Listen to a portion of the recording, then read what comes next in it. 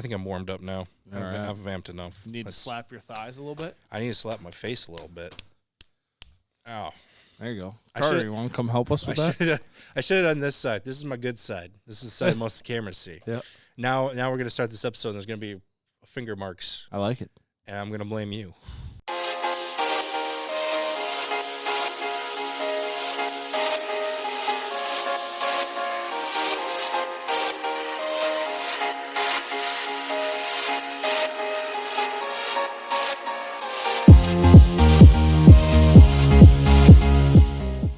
Welcome to another edition of Popcorn Bucket List, and today, kind of throwing it back a little bit here. In reverse? We're putting it in reverse, going back in time. Actually, yeah, but when those movies were set, that's going to be kind of a big thing of our topic here, actually, today. This is something we've wanted to do for a while here now. Mm-hmm. I think it's a very interesting topic, and I think there's no better weekend than this weekend to bring this up because... Well, I've been burying the lead here a little bit. I do that sometimes, unfortunately. We're going to talk about drive-in movie theaters here. Is that your best? That was like a horn and a car squealing at the same time. Oh, okay. So you're just rushing into the theater. Rushing in. You're hard break into it then. Okay. Yeah, okay. All right. As far as break sounds, that wasn't bad. But, drive-in movie theaters, they were such a huge staple in American culture and everything like that, but nowadays there's not as many. So we're going to talk about that. It's going to be a little bit more of an informative episode here today. Going to be one where I did a lot of research. I'll do most of the talking just because I'm rambling. I'm going to need you to cut in every once in a while. Yeah, I got a couple of things I can bring up. Yeah. I had a nice little sheet, but I didn't print it off. But I remember most of it. Nobody prints anything off anymore these days. I know. It's all digital. Yeah. But the reason why we're picking this weekend to talk about is because a little drive-in theater here in the area will be opening up this weekend, their new season here, the Vern Drive-In down in Laverne. I've spent... I think I've gone there at least once every summer for quite a few years now, I think. I've lost track. That was kind of a big thing for my family and always been a good time here. So make sure you check them out and everything. We're just going to talk a little bit about drive-in theaters here, tying into theirs specifically at a few points here as well. But yeah, let's just dive into the. Let's do a little bit of deep dive here, a little bit of a history lesson here. You're going to learn today, folks. Little lap around the track. Are you trying to make a NASCAR metaphor? Or driving in general? That one was a little lap around the block? We'll keep working on it. Yeah, okay. We'll cut that later. Let's just talk about drive-in theaters here in general. As they always say, the best place to start is at the beginning. So really kind of the origins, you could really trace the official origins back to like 1933. This was when the first like official like patent.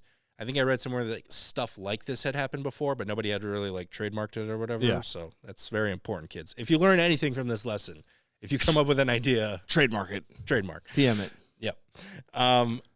Very first theater opens up in New Jersey. And this is something I found interesting. Originally, when they opened up, they were called park-in theaters. Yep. Because you're parking your car. It made sense. Yep. It did.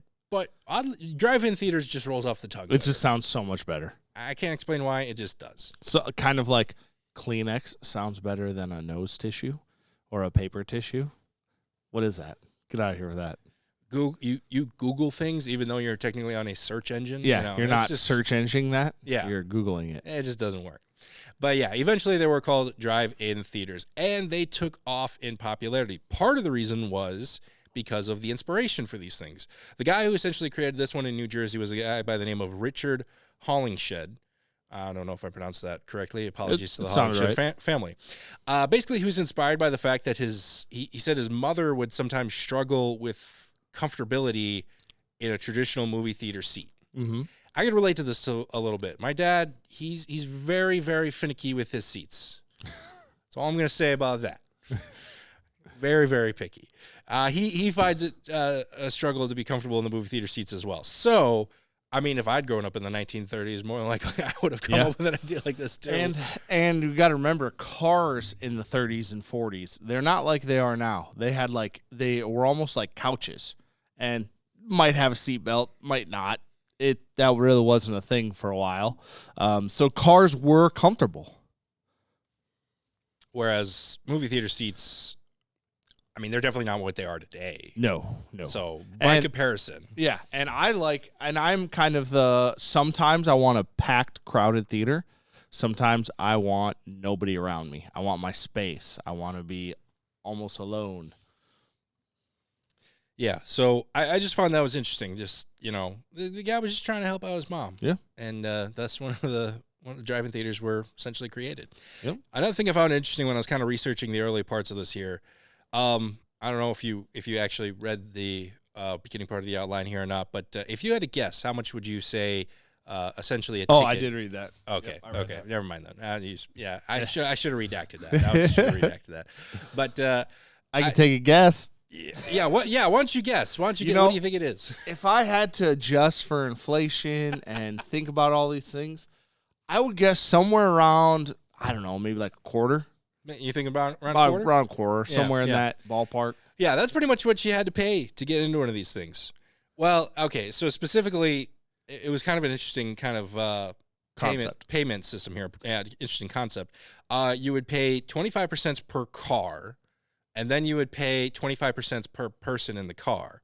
Yep. However, you would max out at $1. Yep, which is insane. That is, I think, just the concept of maxing out at a price is insane in general. Yep. Like, where else do we see that nowadays? Not often. Hardly anywhere. I think I've heard of that before, but I can't think of it right now. Unless you're looking for a family pass to the Marshall Aquatic Center, where I believe there is a family cap for the price for like a season-long pass. So if you're looking for the Marshall Aquatic Center. Not sponsored, but no. Hit us up. Yeah.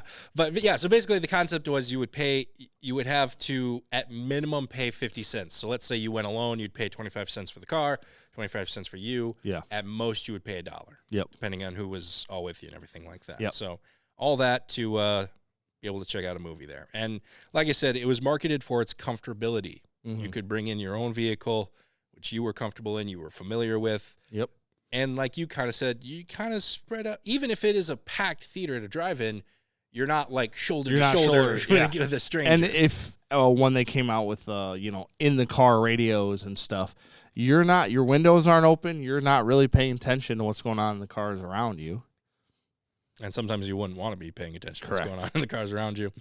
But really, the huge spike came in post-World War II era. Drive-in theater popularities, like I said, skyrocketed. A lot of soldiers were coming back home. Everyone was buying cars and all that stuff. The auto industry in general boomed around that time. And it really kind of continued its rise until the 1960s. That was when I would say the peak was when it was estimated about 5,000 locations were across America. Yep. And also 1960s was when the Verne Drive-In Theater opened as well. So again, right in that peak time. Yep. And it was kind of interesting too, because did you know like Canada, the United States, and I think Australia are like the prime drive-in theater locations? I was reading New Zealand actually had a ban on, like, the government ban said no drive-in theaters for like 20 some years. And it wasn't until way later that they got some, and I don't think they have very many. Did it give a reasoning why? No, I'd probably have to guess space. That would probably be yeah. Well, because I'm even thinking like a lot of the other things I noticed with the popularity of drive-in theaters was it would do really good in suburban areas. You had big cities, and then suburbans were kind of growing up, and there was very cheap real estate and large pieces of land there. Yeah. That makes sense for places like here, Canada, and Australia especially. I guess New Zealand, it's a little bit, it's a smaller island. Maybe it's a little bit more mountainous too. Yeah. Probably not as many options there. So I think that would make sense as well. But yeah, like I said, 1960s, that was the big boom there. Mm-hmm. That was when it really had its heyday. Then comes the 1970s. This was the downfall. And there's a couple of different reasons that sort of snowballed into why drive-ins were no longer popular.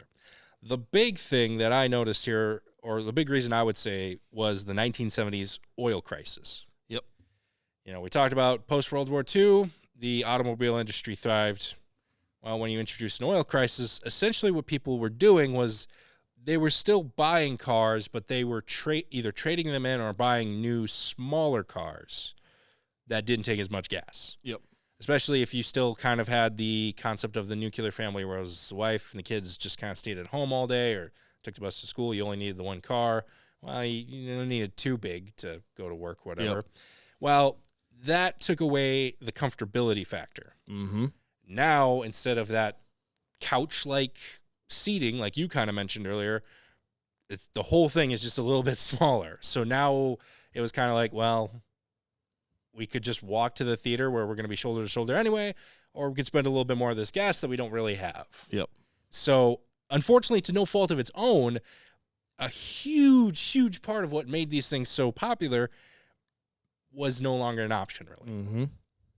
The other big thing was because drive-in movie theaters were losing so much revenue, they had to start showing what was known as exploitation films.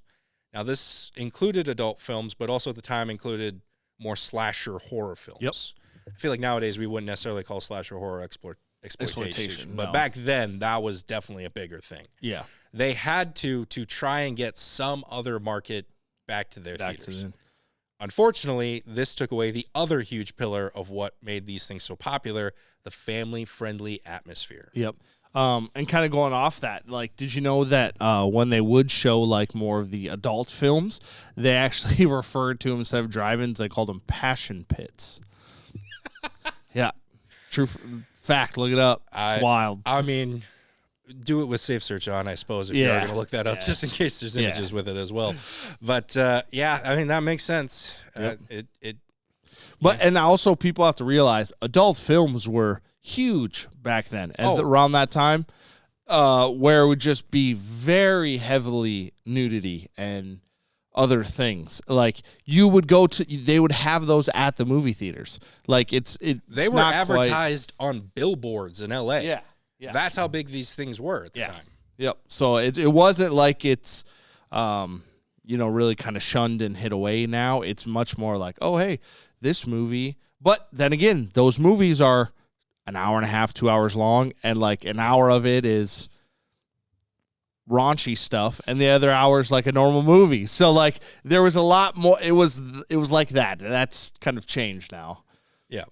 But unfortunately, that was kind of the position they were in there. They had to do something to try and get some sort of business back. And like you said, it wasn't the craziest plan. Like other theaters were doing that.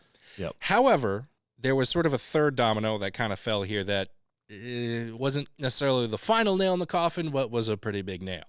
1976 is really when the company JVC introduced the first VCR that could play VHS tapes. Yep.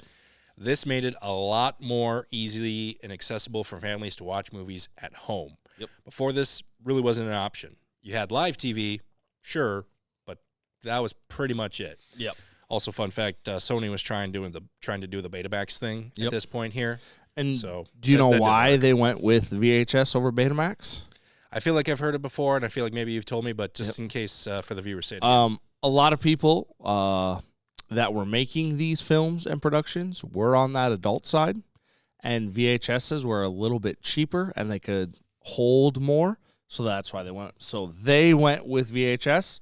Rest of the industry followed.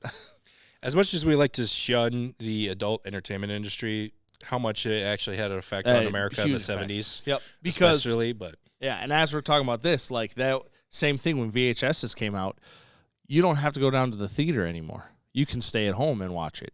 Also, like the Disney Vault kind of, it was like, well, back then you could only watch Cinderella again if you went to a movie theater and watched it when they re-released it. But now you can just get a copy and go back home, and now you'll never have to buy a ticket at a theater again to watch Cinderella. And this was something I wanted to make sort of a modern day comparison to this, and I think you kind of alluded to it.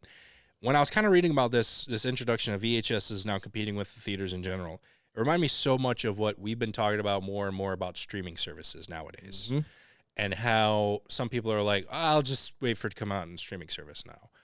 And I think the theaters are dealing with essentially a very similar issue to what they were dealing with back then. We'll have to wait a little bit to see kind of how they combat that. but I just found that to be kind of an interesting comparison. How essentially we're kind of dealing with that all over again here. And what I think is also really ironic is despite the fact that VHSs were kind of this blow to theaters and everything, theaters are still around, VHSs are still not. So in the long run, sometimes you just got to be patient. Yeah, but I notice how you haven't collector. Yeah, notice how you haven't even opened it. Yeah, now I'll never open it. Yeah. All right. So then like I said, a couple of decades there, a lot of growth. 70s, was really when the downfall hit, and it was hit all across the nation. Relating it back to the Vern Drive-In Theater, it was around the 1980s when that one had actually closed as well. So basically at that point now, a few had stuck around. And if you look at nowadays, despite the fact that there was at its peak 5,000 theaters estimated, nowadays, I think I got this off a History Channel website, about 500 are operating in America right now. For those of you who want a little bit more context, that's less than 10% in the 40 years since that peak and everything. More than 40 years, like 50 years. I don't know. I'm bad at math. But one of those theaters that did come back was the Vern Drive-In back in 2001, and they've been operating ever since. I feel like they've been growing and getting better and better with some of their events and everything as well. Another nice thing about drive-ins is because they have a little bit more real estate, they can show movies, but they can also do other events. They have had a couple of car shows, I think, there as well. And I think part of that, too, is you might have, back in the 60s, you might have had a town or a big city, and you might have had like 5 drive-ins all in the suburbs surrounding that town. Now, that city has got 1 drive-in theater. Then they all kind of work together on that. So that makes up for a good chunk of it too, but that's the way it works. So there we go. There's a little history. Again, we kind of try to get in as much detail as we could, but not overbearing detail here. But I don't know. Is there any questions or things you found interesting about the drive-in theater industry? Or? Yeah, there's a couple things I really thought were cool. Was especially now, I wanted to say it was a stat I was reading. I could be wrong. But it was like a vast majority, I want to say like 80% plus were all individual or family-owned drive-ins. Like there were no chains or, a big conglomerate. They own like 5 or 6 of them. It's like, nope, this one is owned by this person or this family. Like that's kind of how they do it, which I like because then it also gives you options. Like whenever I'm looking at the drive-in theater, I want to watch some of those more grindhouse exploitation type movies. I want to watch like an old Quentin Tarantino movie on there. I don't, that's what I look for when I'm going to a drive-in movie theater. Also, I found out another strange thing.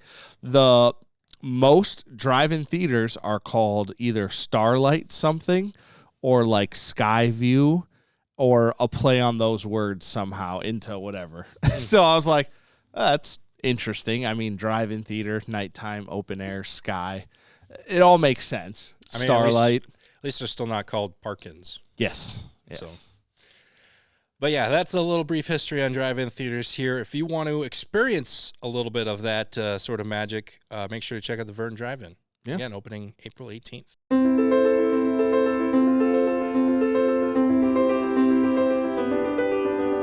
This is the hottest take I've ever heard in my entire life. The 4 people we've talked to. What? No! This is rigged! I don't know how much of this you're going to see. For context, it's been about 2.5 hours. Yes! Yes! Vindication! Aladdin versus Lion King. I can't do this.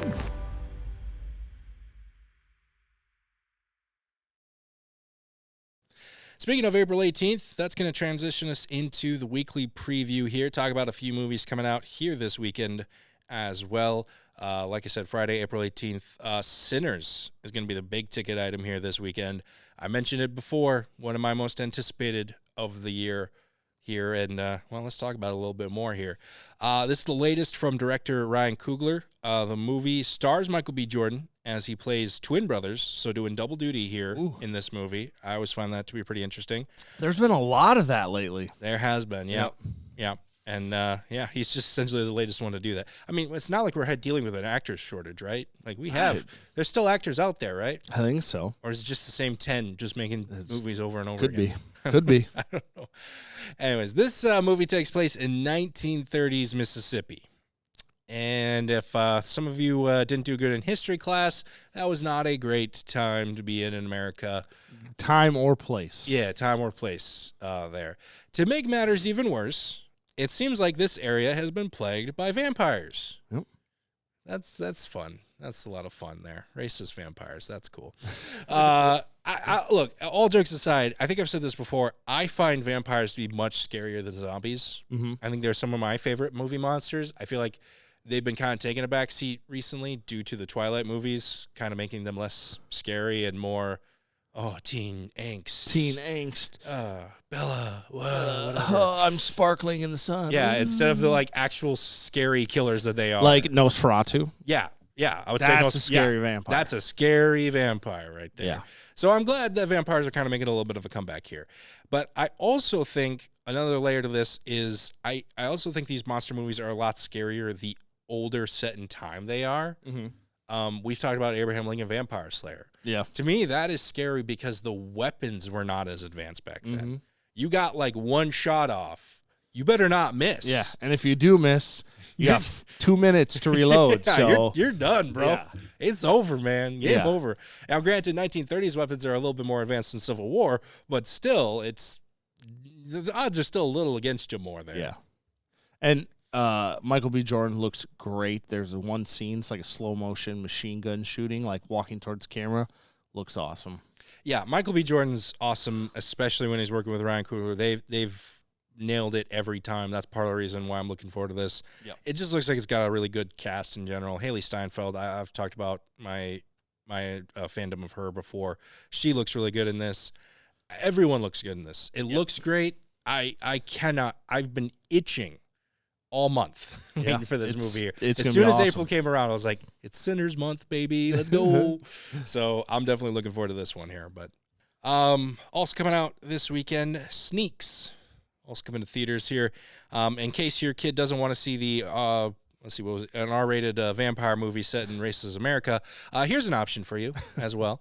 Like I said, animated movie where one-of-a-kind sneaker gets stolen from a youth basketball player. You know, we don't talk enough about the sneakerheads, I feel like, on this show. There are some pretty limited edition ones out there and some shady things people are willing to do to get a hold of them. Yeah. Yep. So basically, this kid, he wins them. He wins these sneakers and everything like that. Has them displayed. It's going to treat them nice and everything. And, some shady guys decides to steal them. Well, in his getaway, one of the sneakers falls out. So now, I forgot to mention, they're kind of alive, I guess. I would say it's almost doing the Toy Story Yeah. approach, where if you're not looking or paying attention, they're talking and doing stuff with their other sneaker friends. They're interacting and all that and stuff like that. So, he's the one sneaker's got his reunite with his sister. He's got to make his pair and everything again. So, and also trying to get away from the shady sneaker guy. Yep. But yeah, you mentioned Toy Story. This movie did look like a concept that was pitched to Pixar, and they passed on it. Yeah. Maybe. Yeah. So The animation, different style. I like when movies, instead of just kind of copying something, they do some looks. To me, it almost gives me Spider-Man vibes from the Spider-Verse animation. Yeah, Spider-Verse verbs. Yeah, I could see that. I could see that. Yeah, I don't know. To me, it was just too many shoe puns. Yeah, there's a couple that are like, ooh, I'm really going to like that if I watch it. I'm going to think that's really funny, and my kids will not like that. But last but certainly not least here, The Wedding Banquet. This one's also coming out to theaters.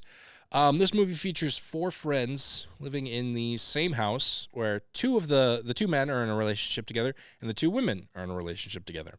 One of the male friends comes up with a crazy plan, however. Follow me on this one. He wants to essentially elope, get married to one of the female friends, so that way he can, A, appease his older traditional family. Yep. And B, also stop himself from getting deported, essentially. Yep. You know, so you can get a visa or green Yeah, card to live there. 2 birds, And one stone. then the females can get the money to have a baby. Yes, because the male friend comes from a very rich family and everything like that. So everyone gets something out of this. Yeah. And I would say it's nothing necessarily malicious. You know, they're all friends. They're all just trying to help each other out in sort of a weird, twisted way. And like I said, the plan was just to kind of elope, have a very quiet, under-the-radar wedding. You know, some families, they just don't like that. It's got to be big. Got to be extravagant. Yep. So now they got to put on this whole show here and keep up the charade, as it were, throughout this entire movie. Pretty good cast, I would say, overall. It includes SNL star Bowen Yang, Kelly Marie Tran, and Academy Award nominee Lily Gladstone, as well as Han Ji Chan, who that was the only one I didn't really recognize from anywhere. Yep, but, that was the one. But Lily Gladstone knocked it out of the park with Killers of the Flower Moon. Yes, she did. And I like Bowen Yang. I think he's pretty funny on SNL, too. Yeah. Fun fact, turns out this was a remake of an Ang Lee movie that came out in 1993. Wow. Now, I don't think it was the exact same story. Okay, a little slightly Remember, different. this was the 90s. Yeah, I was going to say that. Wow. That would have been very, very progressive for the 90s. Yeah. But, I found that kind of interesting, too. Now I kind of want to watch the Ang Lee version as well. What's going on with that one. Apparently it's the same title, same name. So, could be an interesting double feature we could do this weekend. Yeah. Well, that's going to do it here for all the movies coming out this weekend. Let's move on to some number one recommends. Ryan, I got you listed first. Anything you want to recommend? As of this week, honestly, I had nothing, but I would plug Minecraft again. And the reason I'd plug Minecraft again is when we saw it, we did not know Chicken Jockey was going to be as wild as it was. Now, for those that love the theater experience like I do, where it's either A, packed to the brim, or B, by myself, or very few people, nobody sitting behind me or in front of me so I can put my feet up and I can lean back without being bad. But if the theater's full and I'm watching a movie, I want it to be something like this where people are getting excited. People are saying funny lines, saying things. I like that. I don't like the popcorn throwing or the drink throwing or like getting wild. I don't like that. But I always kind of link it back to Avengers Endgame when, spoiler alert, Captain America gets the hammer back and everybody in the theater goes, ah! Like, that's awesome. And that's a great feeling. And being surrounded by people and enjoying that together. And if you have the option to do that for Minecraft, I think it's another great way to watch it. Because the second time I went with my family, oh boy, people were all about it. And it was a good experience. Everybody was having fun. It was great. I just don't get Chicken Jockey. What is it about Chicken Jockey that's Chicken Jockey? Is it? I guess that's a thing from the game. Yeah. I guess I don't know, but yeah, you bring up a good point. There's a fine line between being excited and just being a jerk and disrespectful and all. And that. Disrespectful. Yeah. And I said it last week. I'm going to say it again. The line is whether or not everyone is in on it, and I mean everyone. That includes the theater cleaners. Yep. I'm going to use a moment here and shout us out, too. We've been working hard this week because of inspection cleaning and everything like that. Yep. And it's like there was no bigger mess because of Avengers Endgame. Everyone was in on it, and everyone loved it. Yep. But if everyone isn't in on it or necessarily like sound off on it or whatever, then you're just being a jerk. You know, if I break into your house because I'm excited... You still broke into my house. If everyone's not in on it, then it's a crime. Yeah. But, yeah, you can't just use, we were excited, we were getting rambunctious. Well, if I break into your house and I say I was excited, that's not going to be a good legal defense. Okay. This is the second week in a row we've had to get on that soapbox. Just calm down, people. I get it. You look forward to the line. That's fine. Let's not bring live animals into the theater. I've seen those videos, too. Come on. My recommend, I gotta decompress here a little bit. Yep. Get it out. Meditate. I'm at peace. Okay. I'll do a real quick one here. I talked about the premiere of Daredevil Born Again. I'm gonna recommend a few more episodes here. I'm a little behind at the time of this recording. The finale is tonight, and I still got to catch up on a couple of other episodes. But episodes 5 and 6, I love the first episode. I'm not gonna say I hated 2 and 3. I have a whole list of thoughts on those that I won't get into here. But 5 and 6 were really good, in my opinion. I really like both of them. And it does kind of make me excited to watch these next few ones here as well. But if you saw the first few episodes of Daredevil, thought it was maybe a little slow or whatever, I'd say stick it out till 5 and 6. If you're still not on board after episode 6, I don't know what to tell you. You just don't have taste. I don't know. But anyways, yeah, that's my recommend here this week. All right. Well, that's going to do it for us here on this episode of Popcorn Bucket List. Another reminder, make sure you check out the Vern Drive-In Theater over in Laverne, Minnesota. Check out their website as they post new information as far as what movies they're getting and everything like that. Again, I think it's Tuesday. That's usually when they announce it, so I suppose I could check now, but I think it's usually later in the day. But definitely it's a good group location. I guess if there's anywhere for you to do Chicken Jockey, it'd be at the drive-in theater, because at least it's outside and then the animals can clean it up later or something like that. Yeah. I don't know. Yeah. But still don't do it. But I'm saying if you're going to do it, but don't do it. But if you're going to do it there. But don't do it. Don't do it. I think I got my point across. For myself, Ryan, and Carter, we'd like to thank you so much for watching, and we will see you at the movies.